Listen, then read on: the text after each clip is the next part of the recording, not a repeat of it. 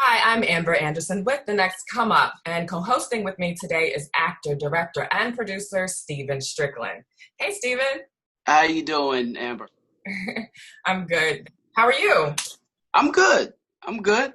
Just coming off a good weekend and feeling pretty good.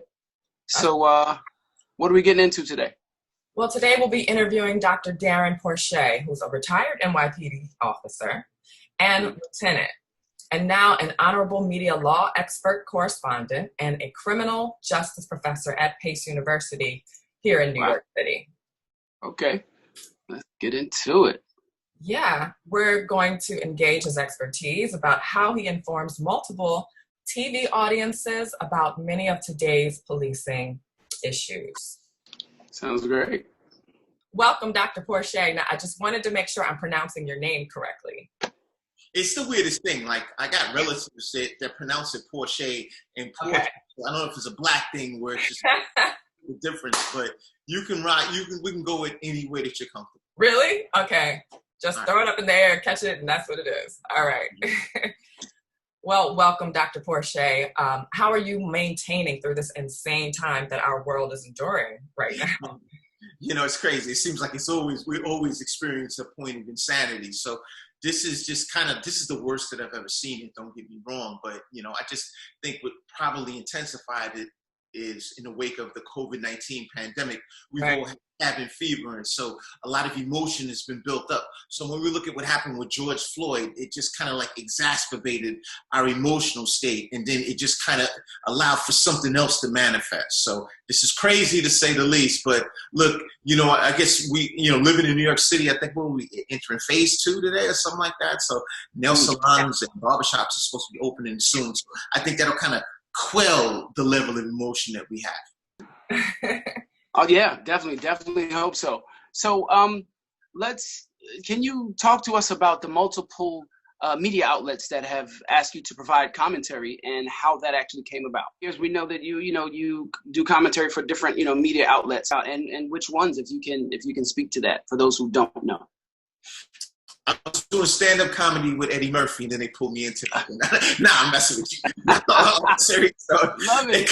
It's the weirdest thing. Like, it involved in a way that it's kind of hard for me to explain. I don't want to say it was by default, but there were a couple of things that, like, when I left the NYPD, there was a couple of times that people, I want to say it actually started with after I wrote my dissertation. When I graduated from Fordham, when you do your doctorate, you have to write this thing called a dissertation. And then with the dissertation, people look to it for advice because it's primarily a research component, if you want to refer to it as that. So a couple of people asked me about it, things in connection with what I wrote about the dissertation. And then someone said, look, you being an African-American and male, what is your position on this right here? And it was more of an improv stance than anything else. I said, well, look, I think this was this, I think this was that. And then it just kind of manifested into something else. The person that asked me the questions had a connection with one of these media outlets, and then it subsequently took a different direction. And then, as I guess you do one of these, right? People attach to your messaging. Then you have it just becomes far more multifaceted in terms of people reaching out to you for commentary for different things. So, I do CNN, MSNBC, Fox News, and a multitude of different local media outlets, such as, let's say, ABC Local, NBC Local. I've done, NBC Nightly News on the Lester Holt Show. It's just been somewhat of a multitude of different things, and then it just came to fruition for where it is. So there wasn't a proven formula that I can identify that took me to a certain plateau. I'm just kind of here. I shouldn't even say plateau. But You haven't reached the ceiling yet. You're still rising, brother. That's why I'm here, right? There you go. You on the next come up. I can take my game to the next level sitting down with you two, right? That's right. We appreciate you. That's right. We're on the come up. So let's backtrack. Let's can you tell us about your tenure as in the NYPD and what your experiences were? My tenure in the NYPD is kind of interesting. Like, I want to say half of my time in the 20 years I was there was from an investigative perspective. And so, what are you drinking? Brown liquor? No, this is water. I'm messing Sparkling water. Get wrecked. You telling me it's water. I don't know if that's vodka or what, but I'm okay with it. You know, anything to loosen you up. I would show you the bottle, but they're not. I don't know if we're sponsored by them, so I don't know. I don't want to get in any trouble. You know, I don't know if it's ever clear you'll be bent by the end of this thing. No, but in any event, so just kind of going back to my thing was like, I want to say out of the 20 years, 10 years was investigative based. And, you know, I was a lieutenant in the Internal Affairs Bureau, whereas I investigated, let's just say I had a team of sergeants, police officers, and detectives that investigated police corruption. And I just kind of like oversaw, I guided and directed the process to make sure that things were consistent with the values of the duties and responsibilities within the department. I worked in, I worked in narcotics. I did a lot of patrol stuff. I was an instructor in the academy as a sergeant. I taught thousands of recruits that rotated through the academy in the early part of their career in terms of what the curriculum is in connection with policing. And that's kind of it. So I want to say the operations component of being like a uniformed officer. I worked in the Bronx. I worked in actually every borough in the city now I think about it. Wow. And Staten Island. So I know where to eat in every borough. Okay, you made your rounds. More significant piece to that, right? And then, outside of that, I guess, I wrote exams. I worked at the Department of Personnel. So, like, when you see we have civil service promotions in the NYPD consisting of the rank of sergeant, lieutenant, and captain, I was actually detailed at the Department of Personnel for a period of time where I authored those examinations for people to take them, and they got promoted to, to lieutenant. And then at the end of my career was probably the most fruitful component. I was a lieutenant assigned to the Community Affairs Bureau. So working in the Community Affairs Bureau, that's why I kind of had the ability to foster those police and community relationships. I had police officers from Staten Island to the Bronx. I had police officers, sergeants, detectives that performed a multitude of different duties within the Community Affairs Bureau, also school safety and the Crime Prevention Bureau and division rather. And I just kind of got the chance to see things on a ground level in terms of how that relationship coexists between police and members of the community, because it's far more multifaceted than people think it is. Even myself, it was a learning curve in the beginning, but after doing it for a couple of years, I gained an understanding of it, and I found that to be the most rewarding component of my career. So that awesome. Is like, I want to say a comprehensive overview of what I did in the 20 years in the department. Awesome. Wow. Well, given all your experience and everyone that you trained and came in contact with, and also what we're hearing on the news today, how do you feel about the training an officer undergoes physically and mentally before he or she is given a gun and a badge? And in your opinion, do you think it's sufficient? I don't think it'll ever be sufficient. I don't think we'll ever reach that plateau whereas we feel that the training is sustainable for what an officer deals with on a day-to-day.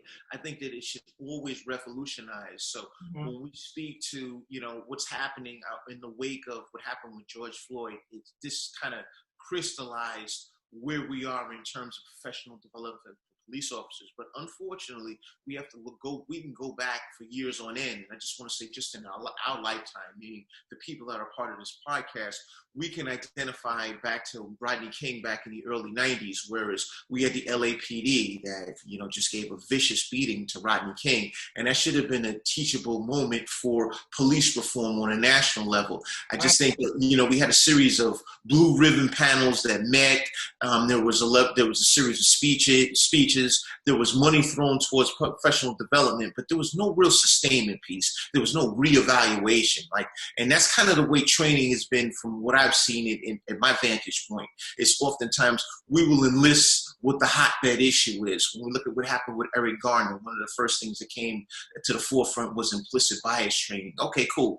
We got that out there. We trained all of the officers, but we never reevaluated it to assess what the sustainability of this training is. The piece that's been missing with training or professional development in the police department for years on end, no one re-engages it to make the assessment as to what we need to change, what we need to continue, especially with technological innovations. I mean, we have so much stuff out here now that can really drive training in the right direction, but the budgetary constraints oftentimes prohibit you from utilizing a lot of the logistics that are available to police officers. I just think that there's a lot of things that you can get for free, but you have to step beyond or go outside of the line, such as when we have a lot of these major tech giants like Google, Apple.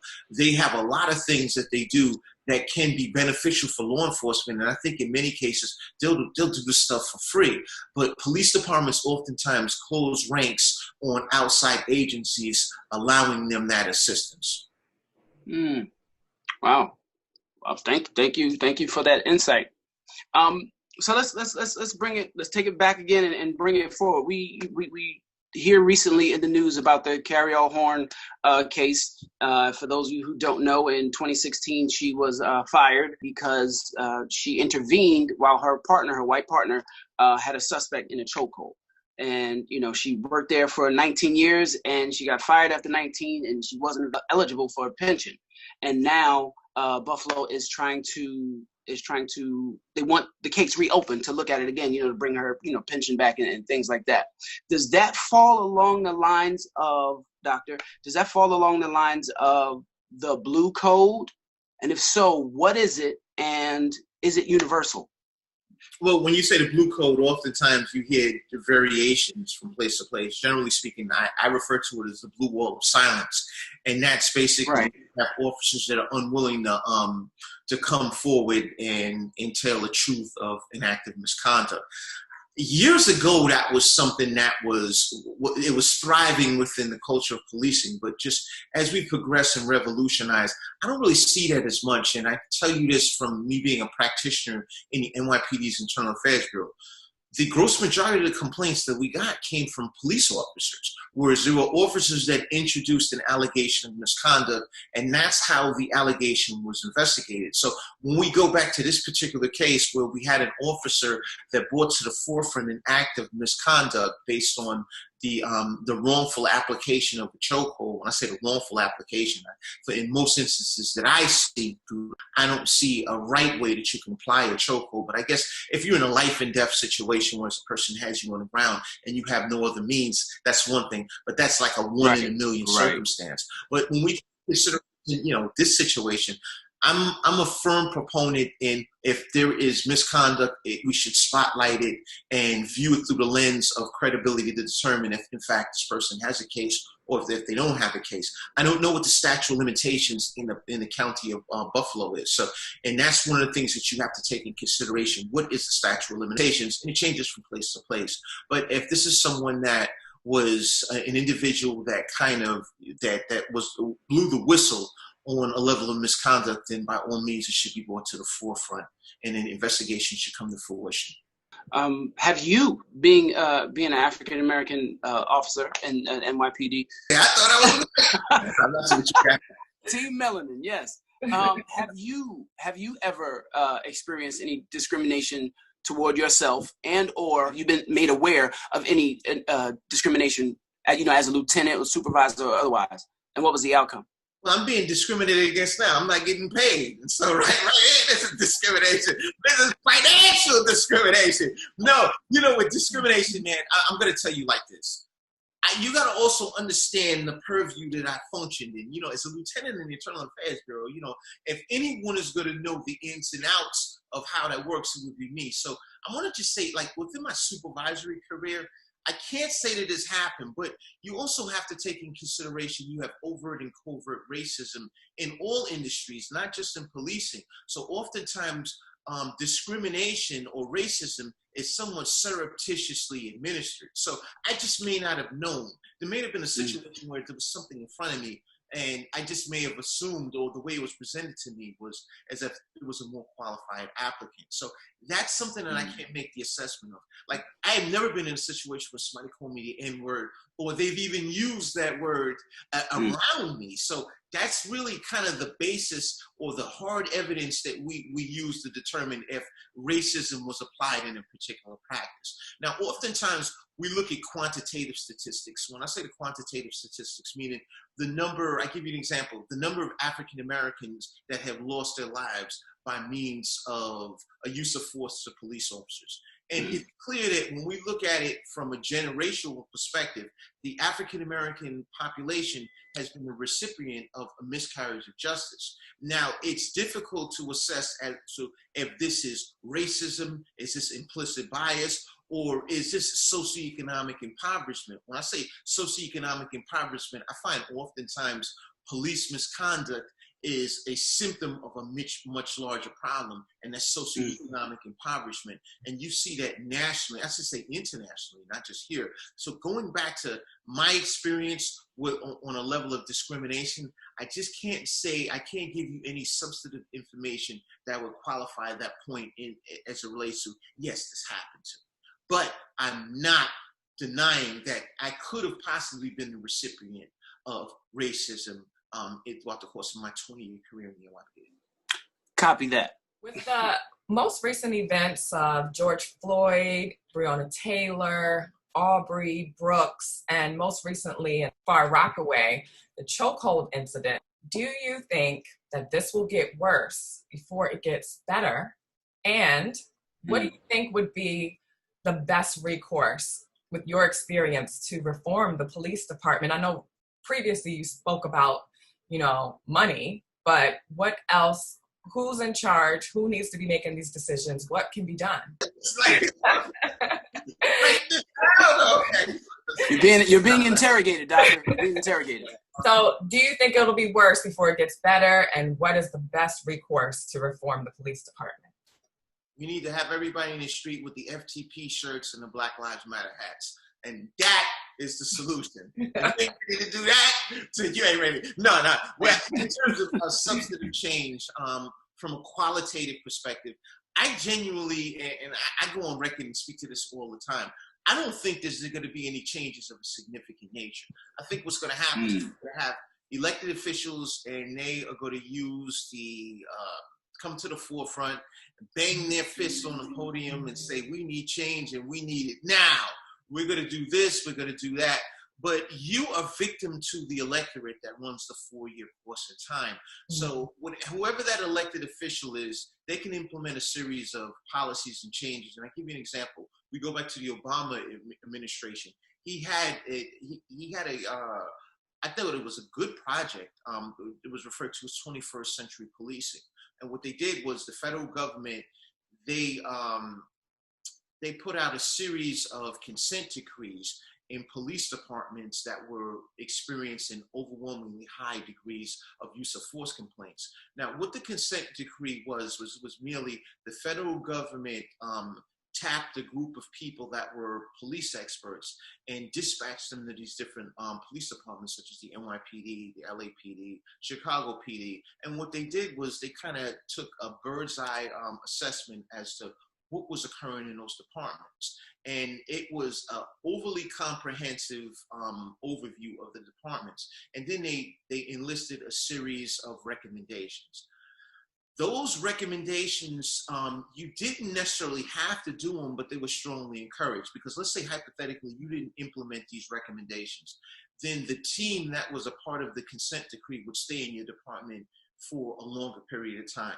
The team that was responsible for these consent decrees, they vacated that department after you implemented a lot of these changes. Or if you had a plausible alternative, such as your department doesn't have the funding to commit to certain adjustments that were listed in this consent decree, then they would understand and then move forward. In addition to that, the 21st century policing agenda that was implemented by President Obama focused on you knowing what was going on in these police departments with transparency. Transparency was huge in building the public trust. Obama ended his term 3 years ago. You have a new president that introduced a different strategy in policing. And so it just goes back to reforms are as powerful as the electorate, and it only has a 4-year shelf life. I think what's going to happen right now, President Trump just made mention to this executive legislation that's going to be moved forth in connection with professional development, the outlawing chokeholds. There's been a series of things that were established with this legislation. But I just don't think, let's say I just don't think, I think that's more reactive. And when I listen to what's being posed by a lot of the elected officials, it's more reactive and it's not proactive. We want to close the gate before the act of misconduct is committed. And the best way to do something like that is prior to an officer coming into any department, you want to have a psychological component that's sound. I think the psychological components that evaluate an officer's mindset before they come into the department is somewhat weak. I think they flatline, and they've been a very similar process for years on end. And I just don't think that that is going to, that's not proactive. I mean, that's the proactive mechanism. You got to evaluate these people before they come in. The reactive is when you get here, if you do this, we're going to do that, so on and so forth. And that's just like, reactive processes like arresting people. You need to be proactive. How could you prevent this from happening? So when we look at what's happening right now, and am I prophetic in thinking that there's going to be a change? My answer to that is no. I don't think there's going to be anything. You're going to have these blue ribbon panels that are going to meet. They're going to roll out a series of agendas, and nothing is going to happen. Hey, Stephen, let me ask you a question. She's just running all over you as the moderator here, right? She just asked you another question. Right. She pushed in again. Yo, you getting punked to the 10th degree and loving every minute of this. What kind of man are you? Amber, that's my girl. I wouldn't mind getting. I'm only messing with you, man. I'm sorry. Did I answer your question?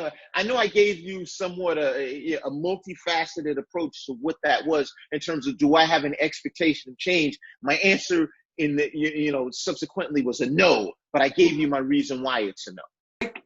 I like something you said stuck with me when you said paraphrasing, you said whatever the reform is, it has a 4-year shelf life. 4-year shelf, right? Because it's based on whoever's in in the administration. That's deep.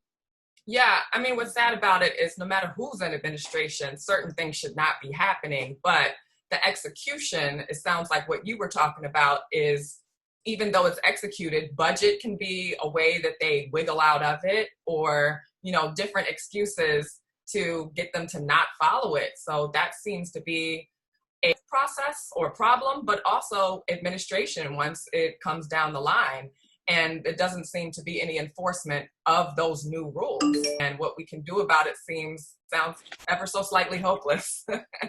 But yeah. I wouldn't say it's hopeless. I mean, I just think that a lot of times what we need to understand the concept of the government that we function in, and democracy is what it is. So it's just like laws are basically what's created. And I'll give you an example. The Affordable Care Act, which was created by President Obama, introduced what we refer to as Obamacare, so to speak. That was a law. Now, President Trump came in and he dismantled every component of that law. And the next person that comes into office can do the same thing. So the same holds true with police professional development. Benchmarks for the revolution and change in these departments is no different. That makes sense. How do you feel about the recent arson cases of the Minneapolis police precincts? As a former lieutenant of color, do you agree or disagree with how the protesters handled it? I'm diametrically opposed to a riot. I think that we need to protest within the purview of our First Amendment rights. And it's just so unfortunate. And I look back at what happened in LA back in 1992. When we go back even further than that, the Watts riots, when we look at the riots in Detroit, when we look at the riots this is going back years ago, when we look at the riots after Martin Luther King was assassinated, we've destroyed our own communities. And what's more problematic is when we see the looting that's occurred in at these different locations, we are looting establishments that hire African Americans as employees. So now what we do is completely flatline their socioeconomics because they're not able to come back and get a job. In some instance, at that particular establishment.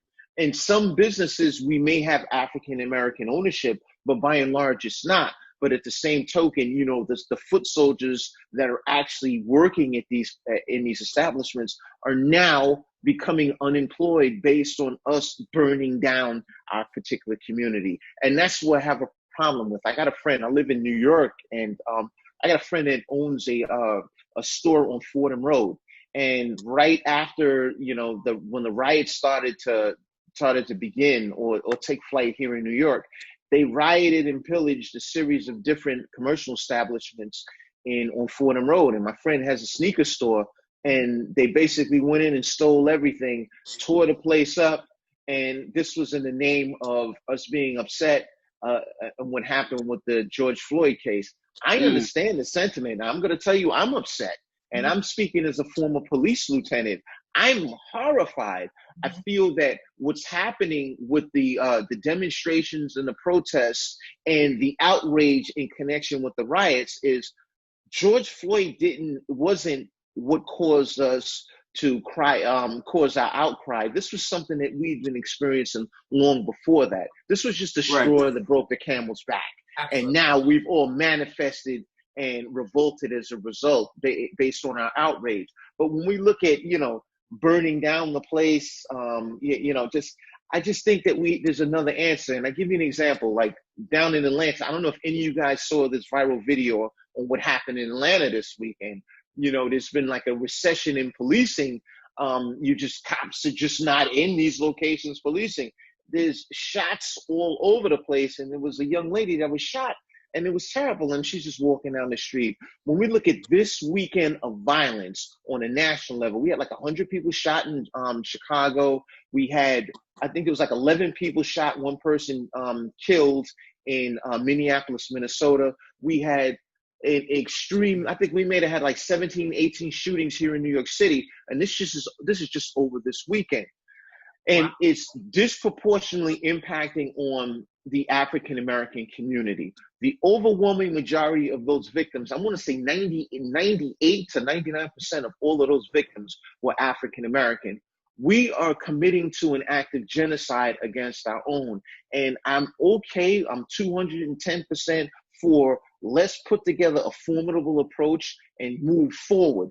I'm even okay with, I may not be in agreement with this in terms of, from the perspective of people blocking up the street, because it prevents the ability for emergency vehicles such as ambulances and things to that effect to egress at different locations, because we're still in the wake of the COVID-19 pandemic. We still got people dying here, whether you like it or not. And a disproportionately high number of those fatalities are within the African-American community. But I understand it. But when we burn down our communities, I'm diametrically opposed to it. I hear you. Wow. But do you agree with prosecuting Derrick Chauvin and the other most recent officers charged with police misconduct? All right, cool. All right. Derrick Chauvin, do I think that, I think that should be a death penalty case, to be honest with you, more so than I mean, I don't know if Minnesota is a death penalty state. I just think that this was something that, this was an egregious act committed against Mr. Floyd. And I'm going to give you a bunch of arguments that I've seen enlisted left and right. Magically, I've seen Mr. Floyd's arrest record appear, and I've heard that, he assaulted a pregnant woman, he made a robbery, and this was in the process of this happening. This was a fake $20 bill or some type of counter. I think that stuff is all irrelevant. Mm-hmm. That was not worth him losing his life. And absolutely. I'm repulsed by the fact that people would introduce negative things that are connected with George Floyd as a result of what happened. Look, the man died at the hands of police for a nonviolent offense. Look at it for what it is. Now, when you view it through that lens, it was a horrific encounter, and he needs to be prosecuted to the fullest extent of the law. Police officers stepping to the forefront and providing or, turning state's evidence is a common slang term that I hear people use. But I look at it as when you have police officers that cooperate with prosecutors, I think that's a necessary entity in the wake of what happened.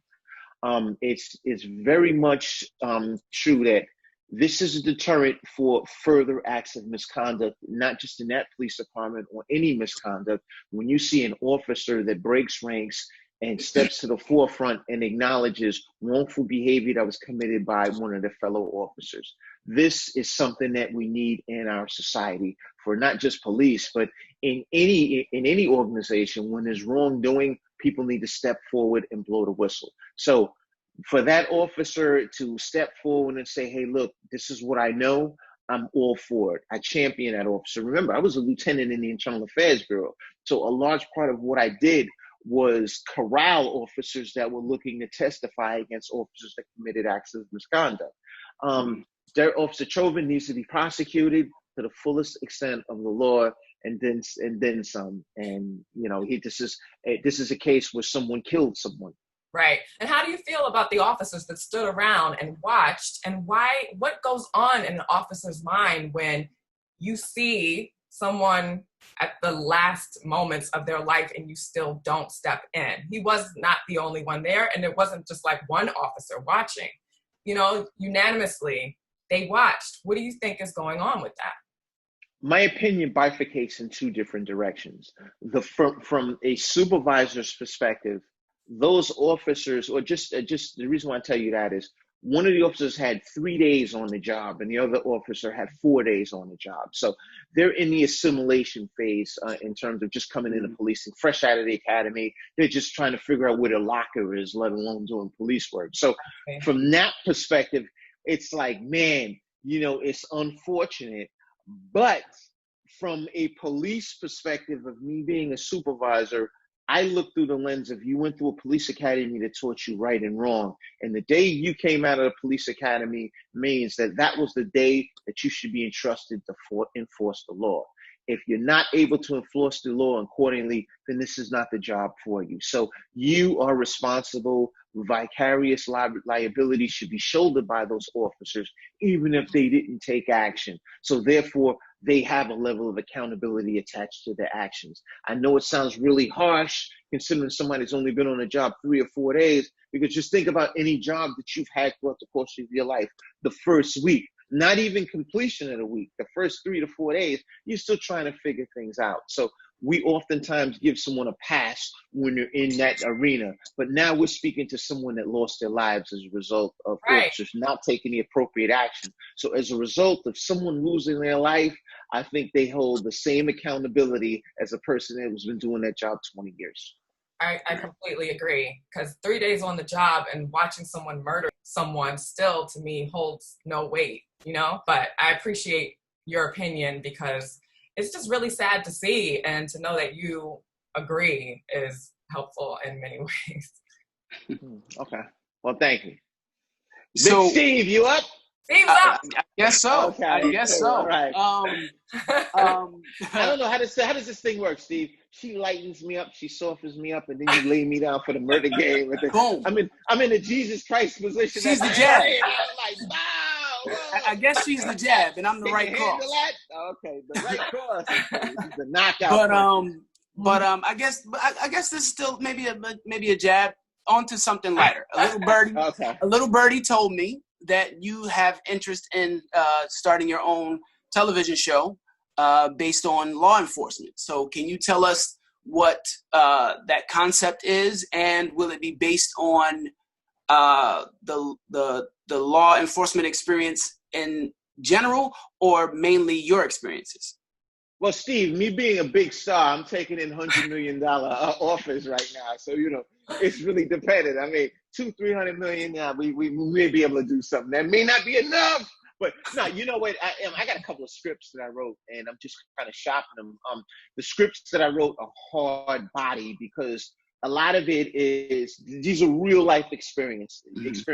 Now, there's some fictitious accounts that are injected into it just based on the protections of the victims, because I mean, I have a very violent crime drama that I put together, and this is like, I was an undercover, so a lot of the stuff that I saw with that, and I worked in some of the roughest spots in the city, so I saw I saw the underbelly of the criminal culture in New York City. And, I'm just speaking through the lens of being an undercover. And then also on the enforcement side of it, I just saw a lot of things happen. So I want to say the foundations of my stories are actual events, but I just I romanticize many different aspects of it. So I actually have someone that's shopping I got a couple of things, but I have a series, and I got a couple of pilots. So we'll see how this thing comes to fruition. But this is like, you know what it is? And I think you both can, you know, both Amber and Steve, you can relate to this. How many times we turn the TV on, it's like, damn, there's garbage.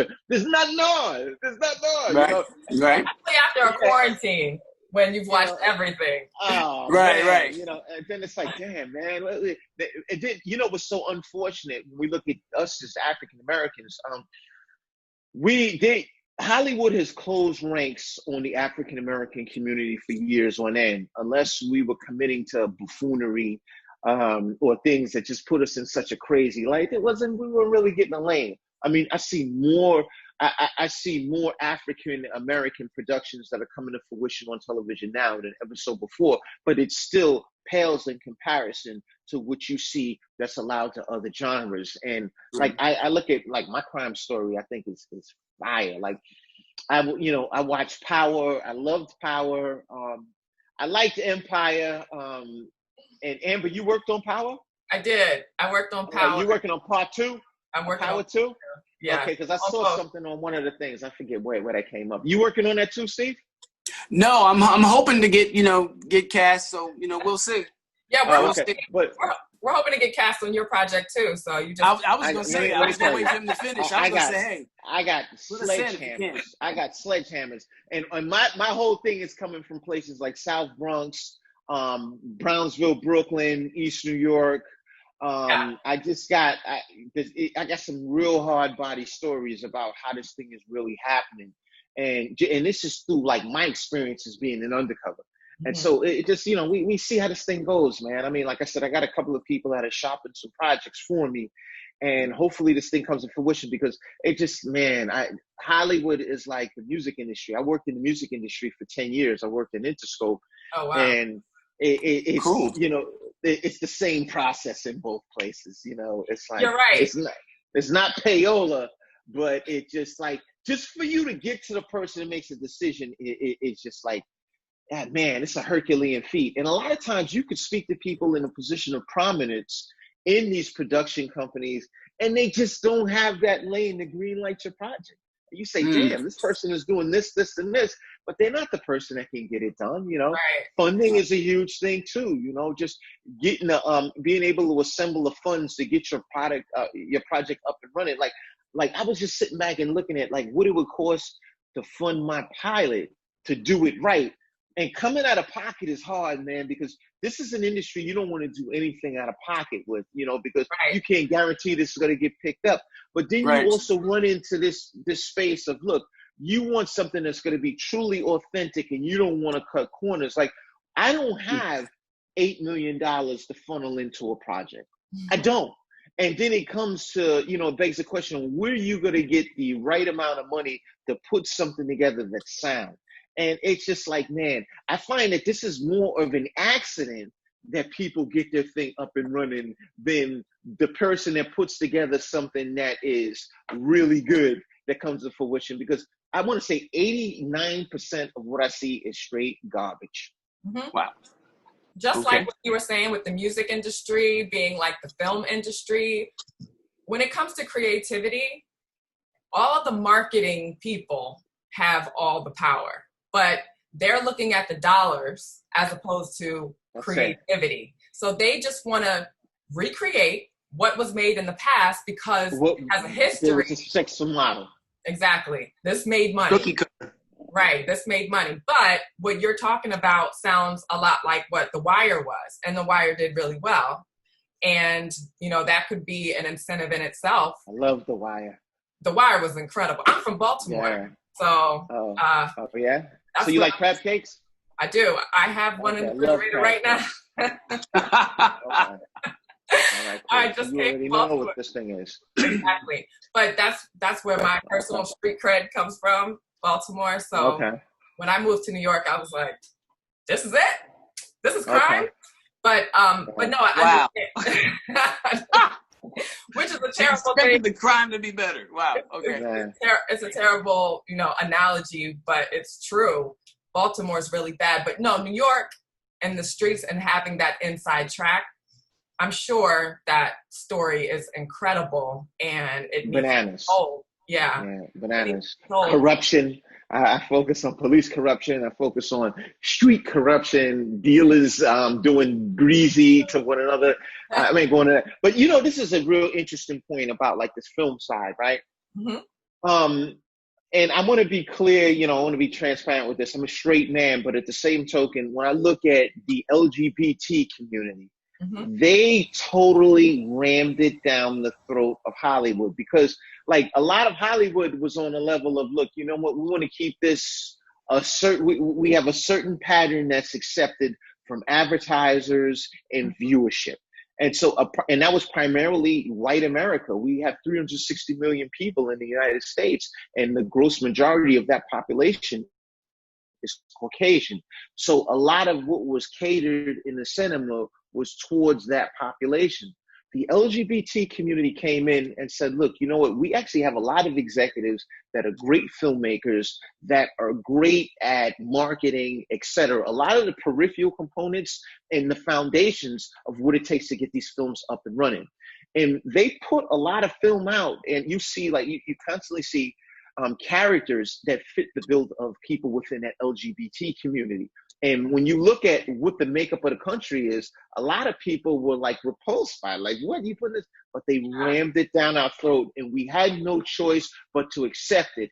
And it's since become mainstream. And I totally salute that community for getting that done. And it was like, yeah, people are not going to watch it. Yeah, you're right. People are not going to watch it. But if that's what you're putting out there, eventually people are going to earn up to it, and they're going to watch it. We as the African-American community haven't had that sledgehammer that can kick in the door to whether you like it or not, this is what you're going to watch. And if you don't, tough, because we're going to continue placing this in the programming deck. And it just hasn't happened, man. And just, like I said, I got some fire. And Black people needing to stick together works on many fronts, you know, with Big everything time. that's going down right now Big in time. the world, entertainment, all of it. Like back in the 60s, I think we had some leaders, and now we have some, but they're not doing anything. And that seems to be our biggest downfall. People want to do something, but they're resorting to things like burning down precincts because they have no voice. But their backs are against the wall. So we'll see what goes on. Yeah. Right. But Steve, did I answer your question? I know I just I got emotional. Yeah, you did. You answered the question. You know what I'm saying? Yeah. You answered the question. Okay, cool. Okay, we're gonna get that IG later. Okay. But tell us about these organizations, 100 Black Men in Law Enforcement and Noble, the National Organization of Black Law Enforcement. How are these organizations beneficial to other officers of color and the community? And if so, how? How can they be? I think in many ways, both Noble and 100 Blacks and law enforcement are beneficial to the community, but more so it represents a gelling process for officers within the department, whereas they can actually, you know, coexist with people that have similar beliefs. We refer to them as fraternal organizations. I have never been a part of any fraternal organization because I'm kind of one of these guys, I'm a do-it-yourself person. And I don't knock people for being a part of Noble or 100 Blacks. It's just based on my vision on things. It works best for me to work independently. I think that what they do is a lot of times you have these workshops that they introduce into these communities of color, and they show people on how to deal with police when you're stopped. And in many cases, they try to foster those police and community relationships in terms of assessing what the needs of the community would be, and then introducing those needs to the police department. But I just don't see much teeth in both organizations. When I say teeth, meaning the execution really gets something done. It's not something that's happened. And they have phenomenal barbecues, dinner dances and things to that effect are amazing, right? And I don't knock that hustle. But when I look at the execution on from a policy perspective, and policy is really where you have, this is where the teeth in the organization lies. I just don't see it. I just don't see it. So that's my take on it. Okay. I thank you for your opinion. I appreciate you. Side note, has anybody ever tell you you favor Alfonso Ribeiro? Many times, actually. Yeah, many times. But I'm gonna tell you like this: I'm much taller than him. I'm in better shape than him. Okay, but he's probably getting. What is he? He has one of these shows where you look at the videos. I forget what is it. I think he took over America's Funniest Video. Yeah, right, exactly. So he's getting he's on the stage where I need to be, getting some real cake, you know. So you sell these pilots, and then this television drama. It's gonna be it's gonna blow up. And I've even accepted the fact that I'm gonna be a party to the slavery in the beginning part of it, in terms of when your pilot gets accepted, you get slaved out, they run all over you. And that's what I found in the music industry. You're gonna get jerked on your first deal, and then after that things get better. You learn something. I was around, like, I worked for Mariah Carey, I worked for DMX, I worked for Nas, I worked for a whole bunch of people in the music industry. And I really got to see this up close and personal, how people just get laid down. And I'm not gonna say the other part. I have one more question. Because we got two ladies in the room. All right, thanks. I got one more question for you. So we've talked about the police side, the lieutenant side. We also know that you are a professor, of criminal justice at Pace. How has that life been? How has that transition from IA to professor been? How has that been? Well, in a police department, I had a very monolithic approach to things. I just saw it through the lens of what a police officer does. Such a professor with these words. Monolith. I'm only looking at it one way. One way. So okay, cool. So I just saw it down one lane.